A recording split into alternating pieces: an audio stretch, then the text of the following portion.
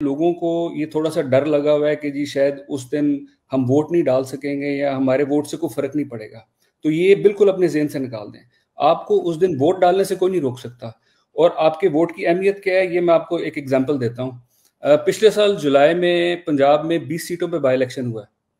Us by election میں ہر set پہ 15 سے 20 ہزار جعلی ووٹ ڈالا گیا ہے، لیکن پی ٹی آئی کے ووٹوں کی بھرمار اتنی زیادہ تھی کہ وہ 15-20 ہزار بھی ہم کراس کر کے تو 15 سیٹیں نکل آئیں. بسم اللہ الرحمن الرحیم. السلام علیکم.